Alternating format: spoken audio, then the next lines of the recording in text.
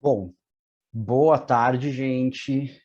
Vamos começar aqui o nosso webinar. São 4 horas em ponto. Obrigado, a todo mundo que conseguiu entrar. Hoje a gente está aqui com o pessoal do Red Team, o Marcos e o Alexandre, e representando o Blue Team, o Tássio e o Daniel, para falar da nova vulnerabilidade do Log4j. Antes de tudo, eu queria dar alguns recados. Sou o Lucas, do marketing, tá? Essa apresentação ela vai ficar disponível no YouTube assim que o webinar acabar, no nosso canal da Red Belt. Caso alguém tenha alguma dúvida, quiser fazer algum contato com a gente após o webinar, pode mandar um e-mail para o marketing@redbelt.com.br. Eu vou deixar aqui no chat daqui a pouco. Ao final do webinar, a gente vai liberar o microfone e a câmera de vocês, para vocês poderem fazerem perguntas. E se surgir alguma pergunta durante o webinar e já quiser deixar aqui no chat, pode deixar que aí ao final eu faço para o nosso time aqui, para eles responderem para vocês. E a gente vai deixar aqui também no chat um e-book do Pentest que a gente fez o mês passado e tá bem legal, acho que tem a ver, pessoal que quiser baixar e também dar uma olhada aí no conteúdo, tá um conteúdo bem legal, tá bom? A gente está gravando, né, comecei a gravar agora, e vou passar a bola para o Alexandre para ele começar a apresentação. Muito obrigado, com vocês aí, pessoal.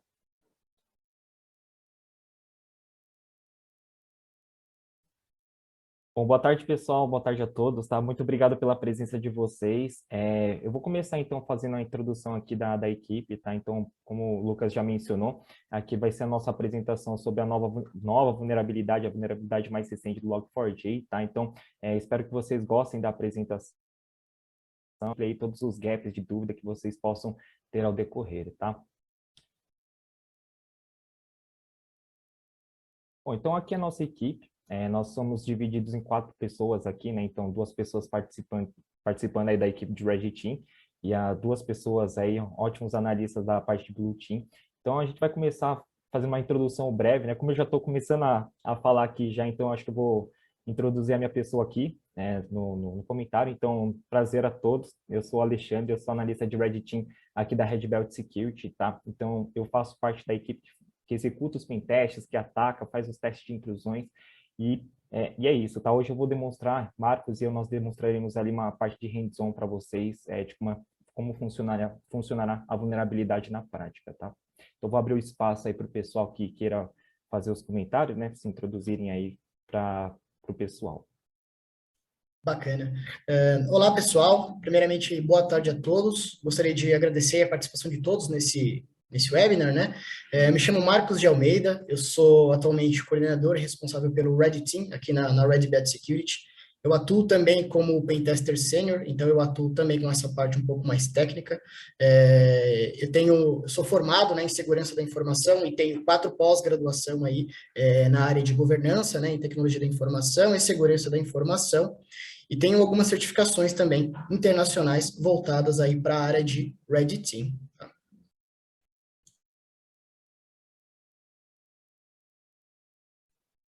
Daniel, Tássio? Pode seguir, Daniel, Tássio. Bom, pessoal, meu nome é Tássio, sou consultor de segurança aqui da Red Belt também, trabalho hoje atualmente aqui no SOC, e a gente vai demonstrar aí para vocês algumas particularidades aí, né, da parte de defesa e detecção, tá? Dessa vulnerabilidade aí da Log4j. Manda aí, Daniel. Boa tarde, pessoal. Eu trabalho juntamente com o Tássio aqui, consultor de segurança na Red Belt também, da parte do SOC. E esse é o objetivo hoje, mostrar um pouco da parte do Blue Team em cima do ataque do Log4j. Pode seguir. Beleza, vou seguindo aqui então. Beleza. Então, pessoal, para a nossa agenda de hoje, né, nós iremos abordar os seguintes assuntos, né? Nós iremos ali fazer uma explicação, né, um pouco mais teórica, né, do que é o Log4j, né, o que é essa biblioteca, né, e a sua importância. Como segunda parte da nossa agenda, nós vamos fazer aí um hands-on, né, exploração dessa vulnerabilidade em si, e como ela pode ser explorada, né, nos ambientes. em conjunto com a POC. Então, ali nós iremos explicar teoricamente em nível de exploração, né, e o funcionamento da POC, né, então nós montamos ali todo um laboratório, né, controlado por nós, do qual nós iremos ali demonstrar na prática a exploração dessa vulnerabilidade ali em real time.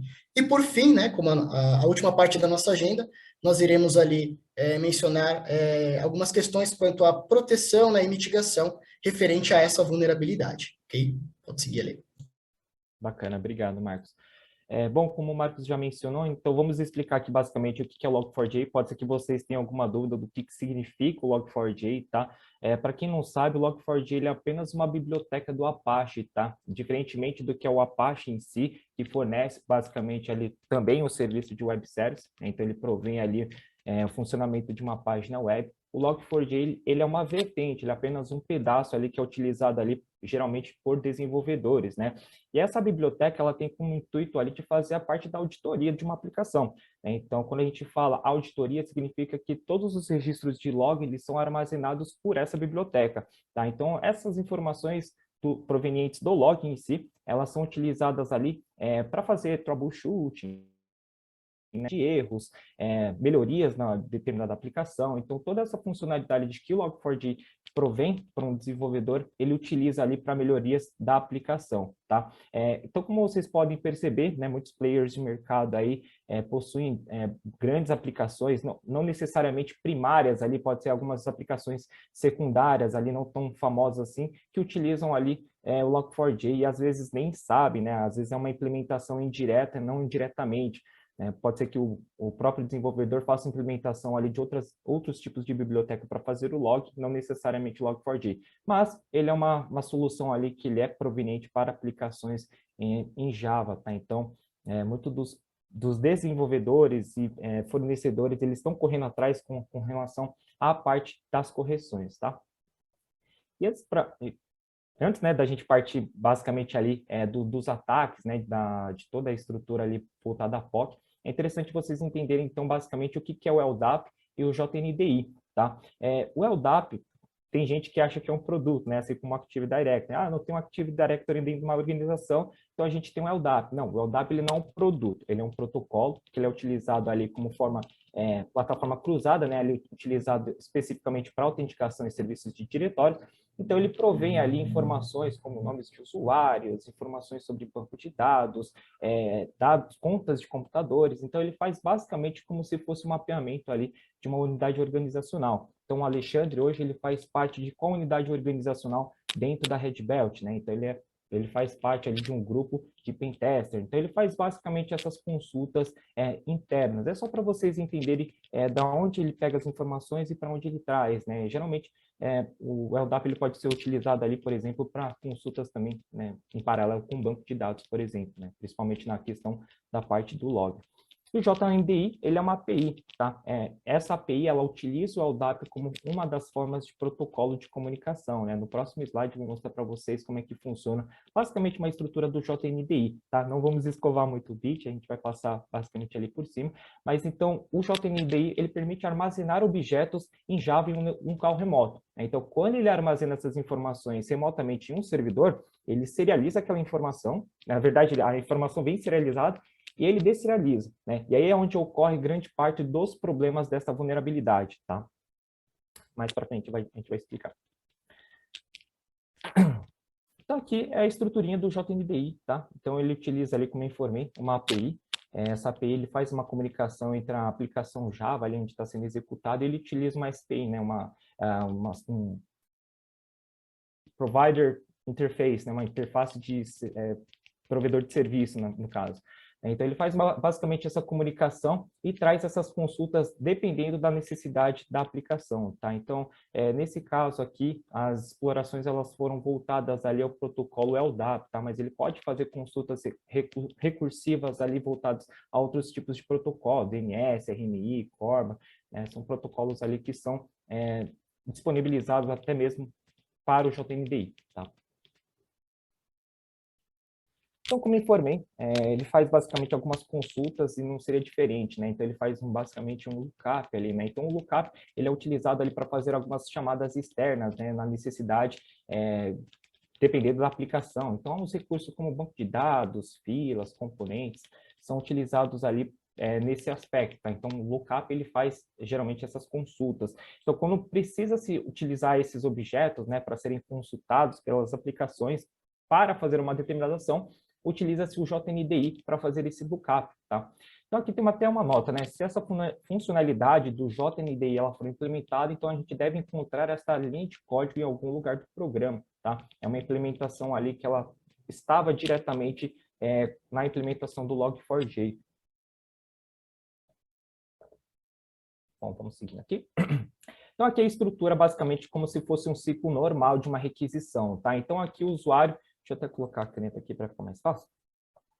O usuário ele faz uma requisição simples, né? Ele utiliza ali um cabeçalho de uma requisição, por exemplo, onde o Log4j ele vai registrar aqueles dados, então ele pode utilizar, por exemplo, User Agent, onde traz aquelas informações de qual browser a gente está utilizando, para colocar um payload malicioso, mas não é nesse caso, tá? Então aqui como se fosse uma comunicação normal, o usuário está fazendo um GET ou um POST, fazendo um acesso a uma aplicação, e essa aplicação ela vai registrar os logs serializados e vai deserializar quando chegar no Log4j, né? E aí quando chega lá, ele se empacota e traz todas as informações que um desenvolvedor precisa para fazer o debug, né, por exemplo.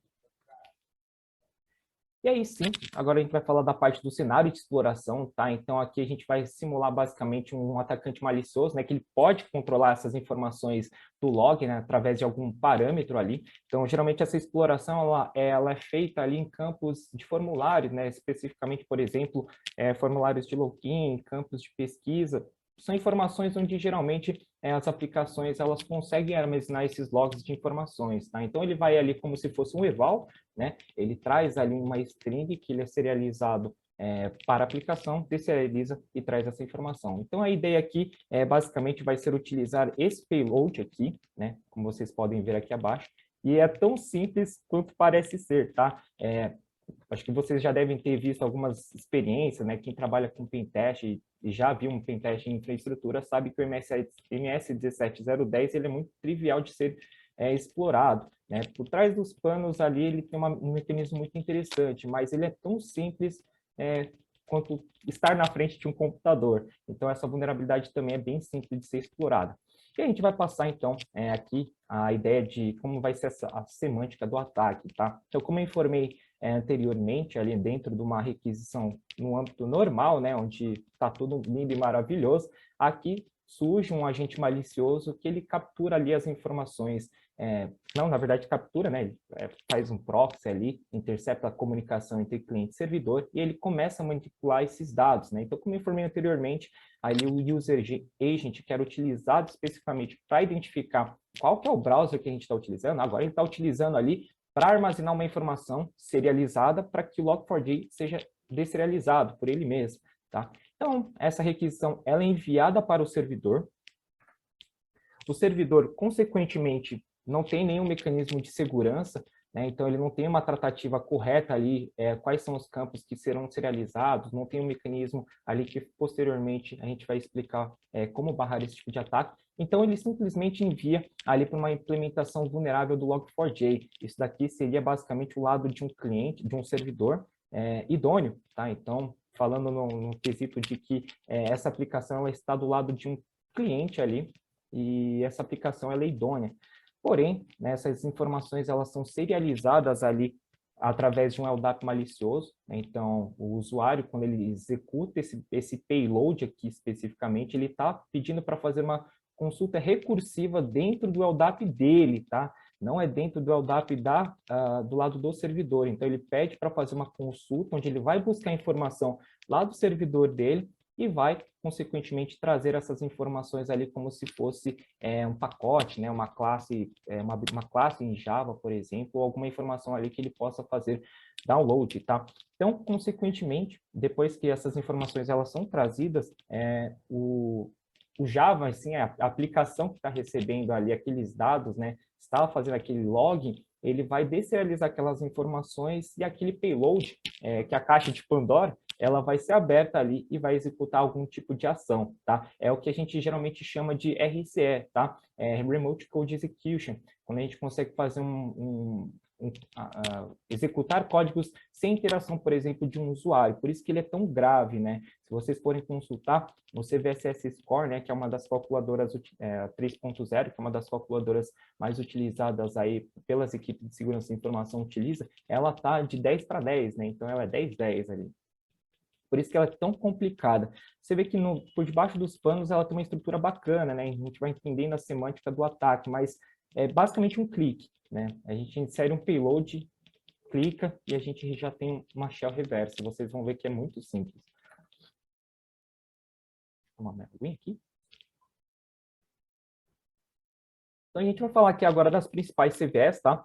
Vou passar mais ou menos aqui por cima, só para explicar para vocês o contexto, tá? Do Log4Shell em si. Essa CVE, com final 44228, ela foi a primeira CVE registrada ali com relação a essa vulnerabilidade, tá? Então, aquela informação anteriormente da apresentação ali, que eu passei para vocês, foram basicamente os ataques iniciais ali de como é que funcionava a estrutura. Hoje já existem alguns tipos de bypasses ali efetuados para configuração, para ambientes que estão com uma configuração não padrão, tá? Então, existem algumas customizações ali que outras CVEs que a gente vai mostrar posteriormente, elas aferem. Então, aqui numa configuração como se fosse padrão, ela é carregada ali um payload e é deserializado ali pelo Log4j e, consequentemente, ali traz um shell para o agente malicioso, tá? Então, por isso que ele é tão crítico. Então, ele é do tipo de execução remota de código, tá? O RCE que eu comentei anteriormente para vocês, com a base de score ali dela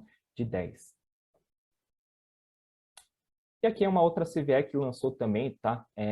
Essa daqui ela foi relatada ali inicialmente como um ataque de negação de serviço. Quando eu falo ataque de negação de serviço, é quando, por exemplo, causa uma inoperabilidade ali do ambiente, seja ela parcial ou total, né? Nesse caso aqui, os relatos foram de que houve ali basicamente um ataque aferindo um esquema de Stack Overflow, né? Quando dá um estouro de pilha e a aplicação ali ela acaba crashando. Tá? Essa foi uma inicial, mas no final das contas, de alguns testes e bypasses que pesquisadores e hackers ali que estavam executando, eles identificaram que também é possível fazer uma execução remota de código ali. Tá? Então, ela também tem uma base de score ali bem crítica. Então, tem formas de mitigar. A própria Apache ela já foi lançando diversos tipos de correções. Existem vários white papers aí para vocês consultarem, mas a gente geralmente recomenda diretamente do próprio vendor, tá? Isso se é uma implementação do Log4j, for feito ali, de repente, num desenvolvimento interno. Agora, se a gente falar com relação à parte de fornecedores externos, aí você tem que correr atrás dele, né? Ficar ali com uma agulha espetando a costela deles para prover ali, basicamente, os patches de correções, tá? Então, aqui é uma outra CVE também identificado, tá? Só que esse daqui, ele foi identificado e caracterizado ali como ataque de negação de serviço, tá? Então, ele tem uma base de score ali um pouco mais baixo, só que também ele pode causar um grande impacto dentro do ambiente, né? Então, se o pessoal que estava já atualizando para 2.16, infelizmente vai ter que atualizar para 2.17, tá? Existem alguns hardenings feitos ali em um aspecto contra esses tipos de ataque, principalmente para essa última CVE, e vou até dar um spoiler, né? A base ali para melhor mitigação seria, teoricamente, ali a atualização dessas bibliotecas, tá? Claro que dá para fazer atualizações manualmente, mas isso são casos, acho que são quando aplicações elas estão em produção, elas não podem parar, então geralmente há uma intercorrência ali também com as versões que precisam comportar o Log4j, tá bom? Essa parte aqui é a parte mais teórica, eu acho que deu para avançar um pouquinho aqui.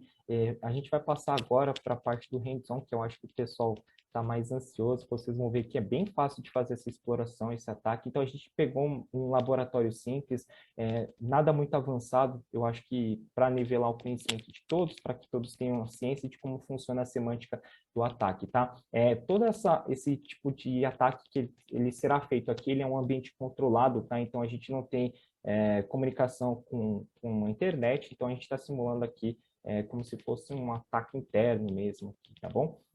Mas aí eu posso explicar para vocês como é que vai funcionar essa parte do ataque se ela fosse no âmbito externo, tá bom? Como é que um atacante malicioso provavelmente faria, tá? Eu vou só minimizar aqui, acho que dá para passar para cá. Beleza. Eu tenho um calho, eu sou hacker. Deixa eu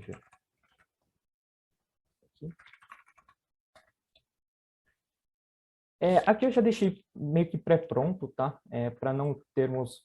Eita, deixa eu minimizar aqui, que acho que é melhor. Aí, beleza. Eu deixei pronto, tá? Então aqui nós temos 2 cenários. Coloquei no botão mesmo.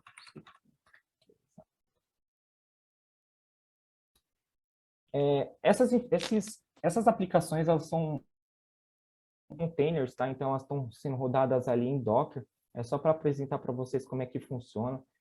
A gente pegou basicamente ali uma estrutura onde alguns desenvolvedores, alguns pesquisadores forneceram esses dados para especificamente fazer esses laboratórios, tá? Então aqui nós deixamos em um container uma aplicação que ela já está vulnerável às características que geralmente a gente encontraria numa exploração em um mundo real, tá?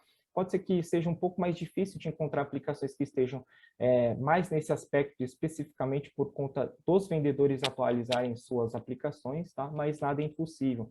Fazendo algumas consultas ali via fontes públicas, fazendo alguns OSINTs, é possível encontrar bastante aplicação que provavelmente deve estar rodando aí externamente essas bibliotecas mais antigas, tá?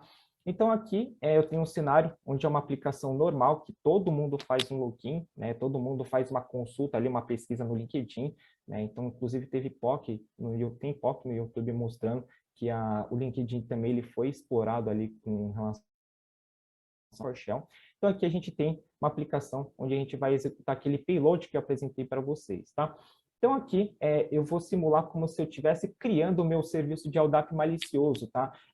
Podem visualizar isso daqui como se fosse uma VPS, Então, basicamente, ali seria um computador que está rodando ali externamente e o atacante malicioso está tentando fazer o máximo possível para obfuscar as informações quanto ao serviço de VPS deles, tá? Então, aqui ele basicamente iniciaria a sua sessão, Então, ele construiria ali um serviço de LDAP malicioso, com todas as estruturas, tá? Então, a gente vai basicamente pegar esse payload aqui, mandar para um endereço, aqui é um endereço, suponhamos que seja um endereço de IP externo, Poderia ser uma VPS aqui, poderia ser uma resolução de um DNS externo, que ele colocou, por exemplo, para tentar obfuscar, principalmente com relação à parte de semântica, para tentar o máximo possível ludibriar ali. E aí, nós utilizaremos, então, um handler, Não sei se todos aqui já utilizou o Metasploit, mas a gente criou basicamente aqui um handlerzinho e a gente vai mostrar para vocês que poderia ser feito também com Netcat, Mas acho que é interessante ver pelo Metasploit aqui, que é mais interessante, tá? Então, eu tenho aqui, console, eu tenho o próprio handlerzinho que a gente criou, só mostrar para vocês. É bem simples, tá? É um handler genérico, então a gente seta ali nosso localhost, aqui poderia ser na própria VPS do atacante, Isso daqui poderia ser um comando e controle, ele basicamente colocaria um endereço de IP dele para responder de uma aplicação externa, por exemplo, e a porta ali que está aberta dentro do firewall dele, tá? Então, vamos aqui iniciar.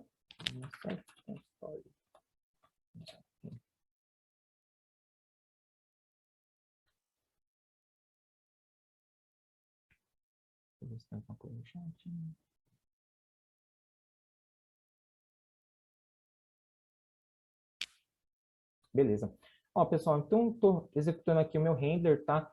Basicamente é um listener ali, algo que está escutando ali para que a gente consiga receber o nosso shell, tá? Então, quando eu executar essa informação dentro da aplicação, a aplicação vai responder e vai devolver aquelas informações daquela consulta recursiva do JNDI para a gente, Então, ele vai fazer uma consulta externa ao nosso servidor de LDAP e o nosso servidor LDAP está esperando uma comunicação aqui externa na porta 9001, tá? Ele vem para cá, mas ele retorna no final das contas com direcionamento, Isso com toda uma estrutura de um payload para a porta 9001, tá? Então, vocês vão ver que é bem rápido esse tipo de ataque. Eu vou tentar deixar aqui em 2 telas para vocês verem como é que funciona aqui a shell, tá?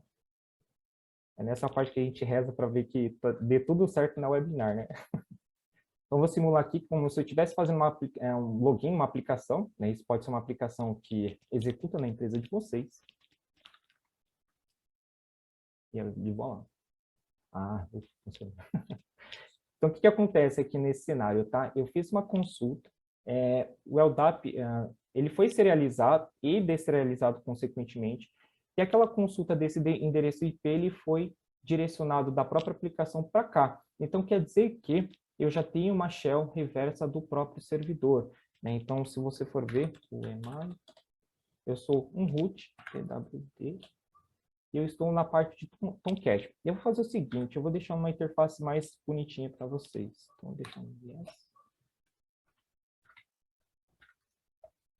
eu tenho uma sessão aberta, tá? Então, ela tem uma shellzinha bem simples. Então, eu vou fazer basicamente um upgrade aqui da sessão 1, tá bom? Aqui.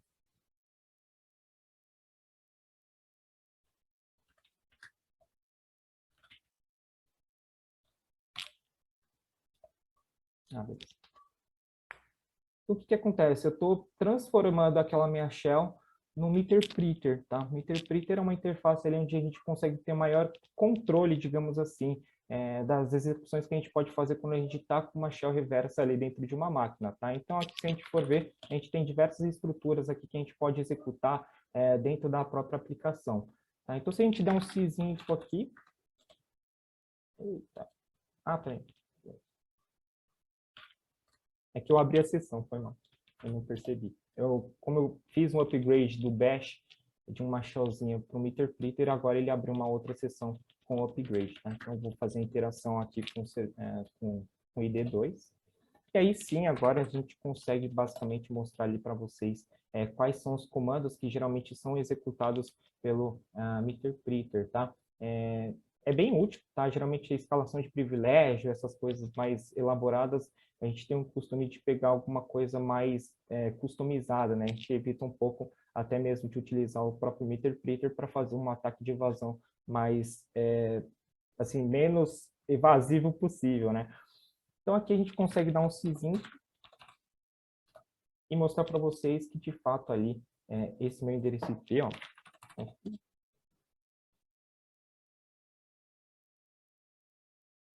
como eu já estou na sessão, então ele está pegando a comunicação. Deixa eu só mostrar para vocês. Então, o meu endereço do IP aqui do Kali, como se fosse a minha C2, ele é um 103. Já aqui, nós temos basicamente o endereço onde a gente invadiu basicamente. Então, ele é bem simples assim mesmo, como vocês podem ter percebido. É tão fácil quanto pegar e executar um comando simples dentro de uma aplicação. Como eu informei para vocês, pode ser que determinadas aplicações elas já não estejam mais vulneráveis, né? Especificamente porque os fornecedores eles já estão correndo atrás dessas informações. Mas eu espero que vocês tenham entendido basicamente uma semântica desse ataque, tá? Ele é tão simples quanto fazer um ataque do MS-17010, tá? Quem já aplicou esse tipo de ataque sabe com o que eu estou falando. É muito simples ali de fazer um ataque. Então, essa parte do hands-on não tem assim, uma elaboração muito complexa aqui, até mesmo para a gente ter um nivelamento ali de conhecimento, mas saibam que hoje em dia existem várias possibilidades ali de fazerem bypasses ali, por exemplo, em controles de segurança, né? Muitos clientes estão aderindo também à questão de WAF, né? Web Application Firewall, para barrar principalmente esses primeiros ataques, né, digamos assim. Então, a gente recomenda, né, a gente vai fazer essas recomendações posteriormente, mas a gente vai passar aqui agora como a gente está auxiliando nossos clientes com relação à parte do Log4j, tá? Não somente do Log4j, mas todo o ecossistema do cliente, tá? Então, quando a gente fala numa segurança, a gente fala sempre da questão do ecossistema, tá? Eu vou voltar aqui para a apresentação, eu vou deixar aqui, a máquina foi onada, vê? Nada muito... E só um complemento, né, pessoal, também, que a partir do momento que o atacante ele já tem o acesso reverso, shell ali na máquina, eles iniciam o processo de pós-exploração, né, com o objetivo principal aí de pegar o ambiente como um todo, né, podendo até ali acionar um ransomware, por exemplo, na infraestrutura, e a partir do momento que o atacante ele já tem o acesso, aí o céu é o limite, né, ele consegue fazer todas as movimentações aí. Exatamente, né? E aí é que acontece o pior dos mundos, né? Onde o pessoal começa a fazer isso, começam a utilizar esses dados aí para fazer extorsão das organizações, né? Como o Marcos comentou, utilizar ali ransomware para possivelmente elencar ali mais possibilidades de ataques, né? Mais possibilidades de aferir o ambiente.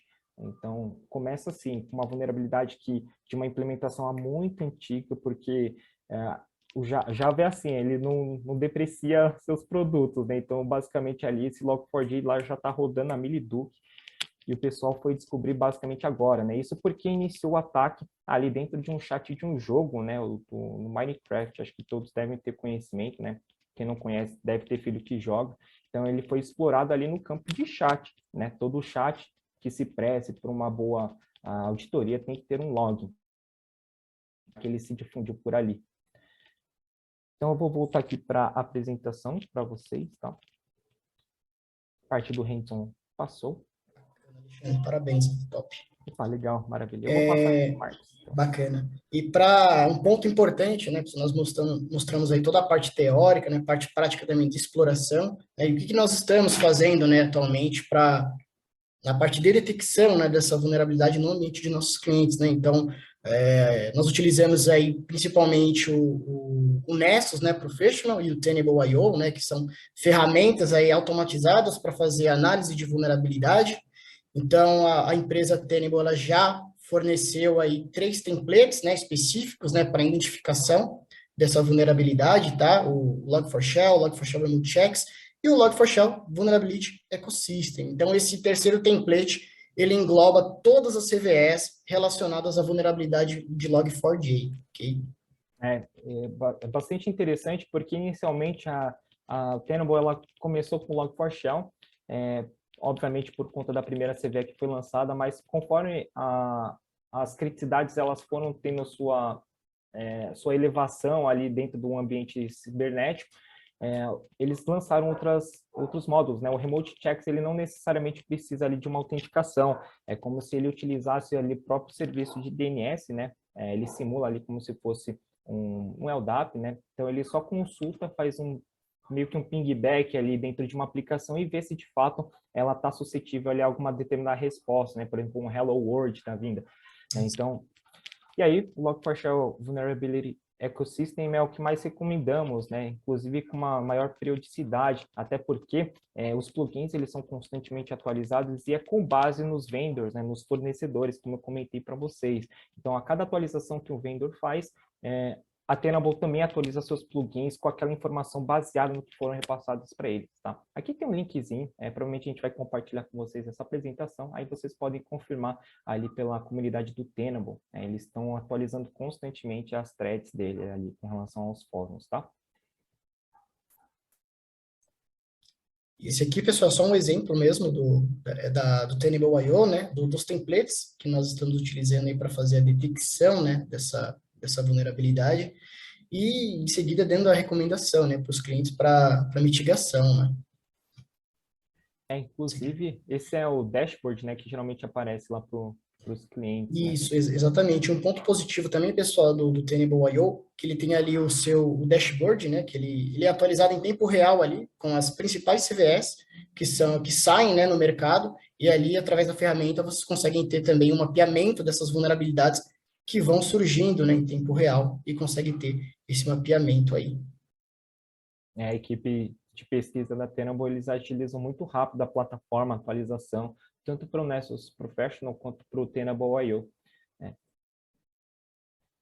E aqui é basicamente o template, né, de como funciona a parte da detecção, tá? Então, aqui ele aparece como se fosse por plugin, né, mas aí teria a possibilidade de vocês identificarem por assets também, né, quais são os top 10 vulnerabilidades para cada assets, né, vocês podem fazer diversos filtros ali. Então, aqui a gente demonstra que é possível, né, identificar se ele é resurface, né, ele voltou ali a estar vulnerável, ora porque fez uma correção, deu um rollback, porque a aplicação crashou, e aí ele faz o scan novamente, tem a periodicidade que vocês podem programar, e aqui, no caso, ele aparece quais são os plugins, né, e suas determinadas CVEs. Então, aqui a gente pode perceber quais são as probabilidades de possíveis intrusões e suas classificações com o seu peso, né? Dentro de um ambiente, por exemplo. Exatamente. E ambas as ferramentas, né, pessoal, podem ser utilizadas aí tanto para mapeamento das vulnerabilidades da infraestrutura interna, né, como um todo, ou do ambiente externo também, tá?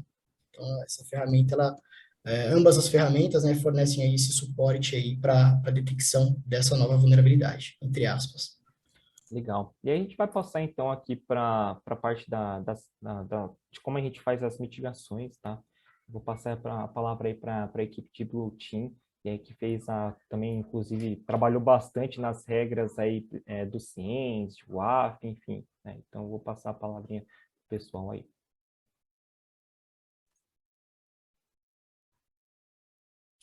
Bom, pessoal, aqui a gente tem 3 regras que foram configuradas aí no IBM QRadar, né, para fazer a detecção de possíveis explorações, né, tentativas aí de exploração da Log4Shell.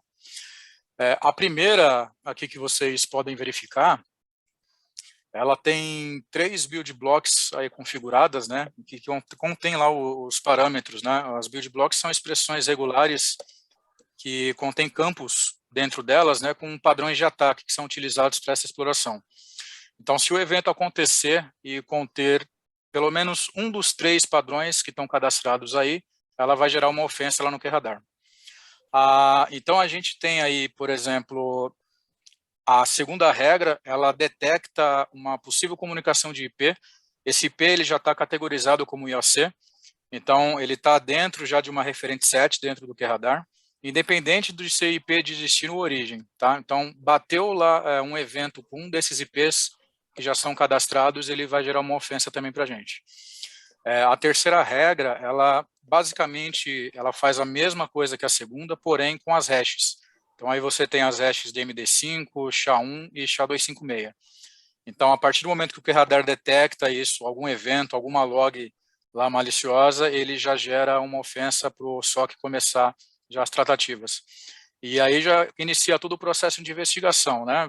Validação dos IPs, se realmente esses IPs de fato são ou não são maliciosos, verificação se o servidor foi ou não foi atacado, se foi bloqueado ou se não foi bloqueado. Então, toda dentro dessa estrutura já tem um payload lá dentro do QRadar em que a gente também consegue já identificar qual que é a origem, qual que é o destino, quais portas foram atacadas, se tem aplicação envolvida, se tem servidor envolvido ou não. E aí, óbvio, dependendo da criticidade do servidor, você vai startando lá o processo de tratativa, né? Abre uma war room com o cliente, já aciona as equipes de TI, as equipes de infraestrutura, já para fazer todo o processo de análise.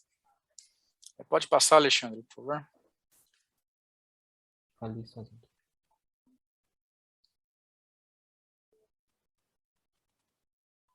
Ei, peraí. Volta. Passou uma aí, né? Desculpa. Apertei rápido. Aqui, pessoal, algumas sugestões de ações preventivas que, assim que identificado, bloquear o tráfego por OILC ou, dependendo, até por geolocalização. Às vezes não tem serviço ou comunicação com, um exemplo, a Rússia, não faz sentido manter aberto uma comunicação com IPs vindos da Rússia. Tudo uma questão de regras bem configuradas no Faro, principalmente no AF também, que é uma ferramenta que está sendo bem utilizada para estar prevenindo como uma das boas barreiras para evitar a exploração dessa vulnerabilidade.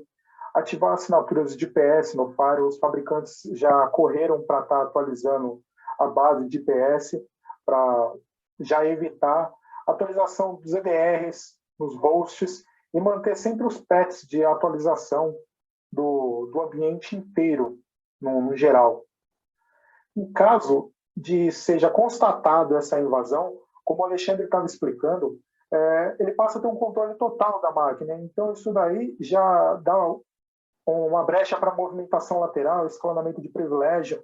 Então, é interessante, identificou, já isolar o host afetado, começar um hunting para ver as possíveis contaminações, o que foi feito, o que foi criado já ali, até um ransomware que já esteja ali pendente só o start. A revisão do ambiente, porque se houve essa passagem, essa exploração, é necessário estar revendo o Faro, IPS, IDR, para estar adequando o ambiente para corrigir das próximas, que, como a gente viu, foi uma vulnerabilidade seguida da outra. As CVEs foram sendo basicamente escaladas de acordo com as correções. E, logicamente, assim que o vendor for divulgando, corrigir a vulnerabilidade do host afetado. Pode passar, Lê. E vale lembrar também que essas são algumas recomendações, né? Isso vai depender realmente da criticidade do ataque, da criticidade do ambiente do cliente. Então, cada caso aí é um caso e depende de uma análise profunda aí também, né? Sim.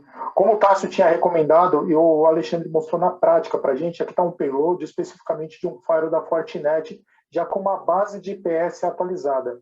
Como a gente pode ver aqui, ó, no passo a passo, um OTM, ele foi identificado aqui pelo IPS, assinatura, um livro de alerta crítico, provindo do IP aqui 3480, que veio lá de Taiwan. Possivelmente, o cliente não tem nenhuma aplicação ou tipo de comunicação com algum serviço de Taiwan. Aqui o IP do alvo, a interface de entrada, a role, que seria a zona, a interface de destino, número de sessão, e aqui a ação do IPS aqui, ó, do outro lado ali. Já foi dropado pelo IPS, aqui a gente pode ver que foi um ataque TCP aqui, ó, Proto 6 é utilizado pela Fortinet como TCP, o serviço HTTP, ele bateu nessa pole específica e já foi reconhecido aqui pela assinatura de IPS, aqui, ó, Apache Leo4j, e aqui ele já foi dropado. Teve um DNAT de porta aqui, ele veio numa porta alta, né, 46.682, com DNAT aqui para 80. Aqui o IP público do alvo, e aqui o parâmetro que o Alexandre passou para a gente aqui, ó, da shell reversa aqui, já ó, com direção ao exploited, que é basicamente o que a gente acabou vendo no range zone aqui, ó, só que na visão do firewall sendo barrada. Aqui a referência, nada mais que a Fortinet, né, a base de atualização deles aqui, FortiGuard, e aqui a gente vê de novo aqui a mensagem do Apache Log4j error. E a gente vê aqui exatamente o que o Alexandre explicou também, ó, Unlock Remote Code, a execução de um código remoto. Novamente aqui deixando claro que é uma vulnerabilidade de level crítico. Pode passar ela, né? Nossa, show demais. Valeu, Tássio, valeu, Daniel. Eu vou passando aqui, só lembrando, tá, que eu escrevi primeiro as recomendações de mitigação, tá? Eles roubaram tudo da minha apresentação, meio do Marquinhos. Não, brincadeira. É basicamente as mesmas recomendações, tá? Como o Tássio e o Daniel explicou, né, a gente recomenda ali a utilização de um WAF, né, uma Web Application Firewall, mas a gente não está falando para vocês comprarem uma caixa de segurança especificamente para o Log4j, tá? O Web Application Firewall, ele detecta e impede diversos tipos de ataque, né, cross-site scripting, ataque de força bruta, negação de serviços, enfim, N tipos de ataques que a gente frequentemente percebe durante um pen test, né? Então, aqui seria basicamente uma primeira linha de defesa, né? Quando na impossibilidade de vocês não conseguirem fazer alguma atualização emergencial, utilizar o WAF ali.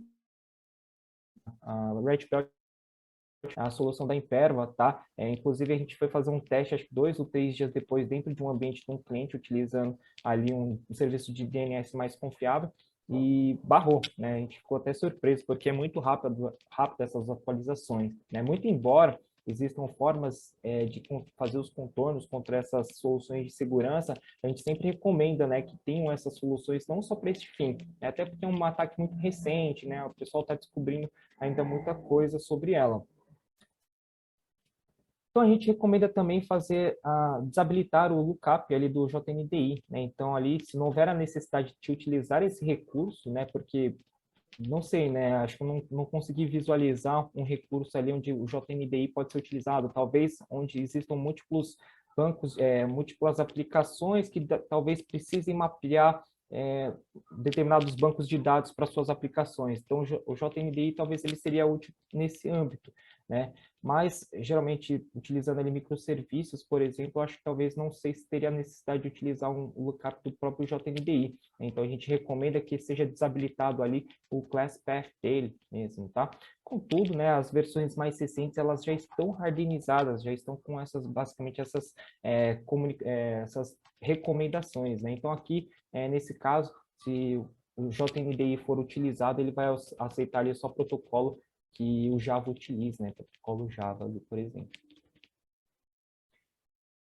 Desabilitar o Log4j, né? Se vocês têm alguma preferência por algum outro fornecedor, né? Alguma outra biblioteca que não seja especificamente do Java em si, a gente deu uma pesquisada, viu que diversos desenvolvimentos ali, o Log4j estava implementado indiretamente ali, né? Ora porque recursos são instalados, mas geralmente os desenvolvedores não entendem ali para que servem determinados recursos, né? Que geralmente vem num pacote ali dentro de um serviço, quando a gente faz um download, né? Faz um deploy ali, ele acaba vindo muito mais coisas que às vezes fica até fora do nosso controle de saber o que é, né? Então, nesse caso aqui, seria basicamente desabilitar o Log4j para não fazer o login por ele, né? Não fazer a auditoria das aplicações por ele. Seria basicamente utilizar uma outra solução ali, né? Se não der para desabilitar, pelo menos, que na verdade não é pelo menos, né? O mais recomendado fortemente aqui, ultimamente, tem sido a atualização, tá? Então aqui a gente passa uma recomendação que inclusive pelo próprio Apache, tá? Então a gente tem duas informações aqui que a gente pegou de fontes confiáveis dentro do próprio Apache mesmo, tá? Então aqui, para quem está ali numa versão 6 do Java, por exemplo, o pacote do JDK mais antigo, digamos assim, utilizar ali a versão 2.3.1, tá? Para quem utiliza ali Java 7, por exemplo, 2.12.3, e para quem utiliza Java 8 ou posterior, atualizar ali para a versão mais recente, né, 2.17, que é a que a gente mais recomenda ali, inclusive englobando todas as CVEs que foram encontradas até o momento, tá? Isso, e só um complemento, nisso tudo que o Alexandre falou, é altamente recomendável, né, que todas essas opções de mitigações da vulnerabilidade em si, elas sejam seguidas. Porque, por exemplo, vamos supor que você habilite ali o bloqueio para o AF e você pode pensar, estou protegido, tá? Só que se por algum motivo essa sua solução falhar, ficar indisponível por algum motivo, você vai acabar ficando descoberto quanto a essa vulnerabilidade. Então, o que a gente recomenda é que todas essas ações sejam aí seguidas, né, à risca, para que essa vulnerabilidade seja aí evitada, né, a exploração no ambiente de vocês, tá bom? Muito bom. Entrar sempre em contato com os fornecedores, né? Atazaná-los ali para Exatamente. fazer as atualizações. Sim, porque o AF ele é só uma camada a mais ali de proteção, né? Não quer dizer que você esteja ali 100% seguro, né? Se ele falhar de alguma forma, você vai estar descoberto. E quem tem tempo vai fazer de tudo ali para dar bypass nesses controles de segurança, né? Nada mais Exatamente. justo do que não fazer, como o Marcos comentou, não fazer de uma das mitigações como a principal, né? Se der para fazer um conjunto destas aqui, é o mais recomendável possível. Inclusive, o que o pessoal, o Daniel e o Tássio recomendou ali, né? Fazer uma implementação de um CIEM, deixar um firewall bem configurado, no possível tentativa, numa evasão de, sei lá, de repente o filtro do WAF ele não surtiu efeito, mas tem algumas regras específicas em CIEM, em Firewall, eles podem ser uma segunda camada de detecção, né? E tendo uma equipe ali que está acompanhando, um SOC bem equipado ali, bem entrosado, eles conseguem fazer esse tipo de interceptação contra um ataque, por exemplo, né? Sim, e além, pessoal, também das recomendações, é extremamente importante, né, a execução recorrente, né, de um vulnerability assessment, né, nas aplicações, na infraestrutura. Pentests recorrentes também são extremamente importantes para ajudar a ter um mapeamento, né, não só dessa vulnerabilidade, mas de todas as vulnerabilidades do ambiente, né, porque o atacante malicioso em si, ele tem o tempo ali infinito para ficar procurando por sistemas e atacando, né? Então, é extremamente interessante a gente já se antecipar, né, a esses atacantes, né? Então, além da gente mitigar essas vulnerabilidades, a gente fazer ali todo um processo ali de vulnerability assessment no ambiente, né? Tanto com ferramentas, né, automatizadas ou execução de pentests ali manuais, ok? É importante deixar o ambiente bem seguro mesmo, porque esses ataques eles estão acontecendo em diversos horários do dia. Então, muitos ataques aqui, por exemplo, acontecem no período da madrugada, né? Então, você precisa ter realmente a equipe ali com bastante agilidade para detectar, verificar se realmente aquilo ali é um ataque mesmo em curso ou não e tomar as ações, né? Mostra a importância do SOC, que nem o Marcos e o Alexandre falou. Às vezes, uma vulnerabilidade dessa acaba sendo descoberta por um hacker ético, que evita bastante coisa através de um pentest. Então, é basicamente o conjunto, que nem o AF, ele é uma barreira, mas não pode ser usado somente uma barreira, e sim, como a gente vem citando, camadas, porque caso você ultrapasse o AF, você vai ter um firewall, você chegou no host, tem um EDR, então você vai criando as dificuldades, e isso dá tempo para um SOC já está identificando e tomando ação e sanando a questão do ataque. Então, é importante ressaltar o conjunto e não somente uma solução em si. De bola.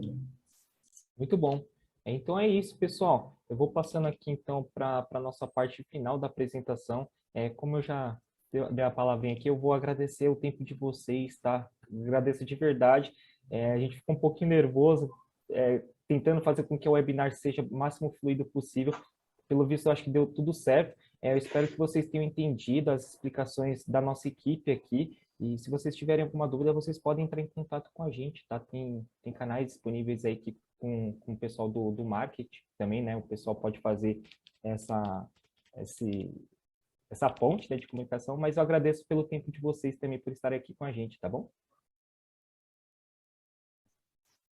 O pessoal quer dar uma Obrigado, Alexandre. Obrigado, pessoal.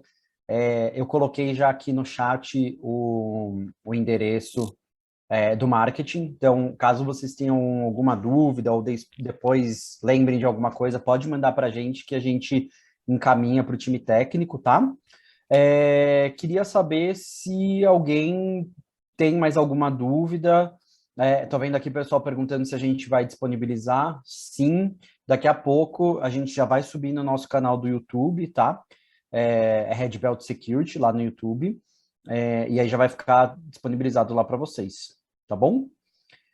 Pelo que eu tinha visto aqui, gente, eu acho que não teve nenhuma dúvida. Alguém só tinha perguntado sobre o payload, acho que era isso, sobre o payload, e aí acho que vocês, ao longo da apresentação, cobriram isso, então acho que está certo.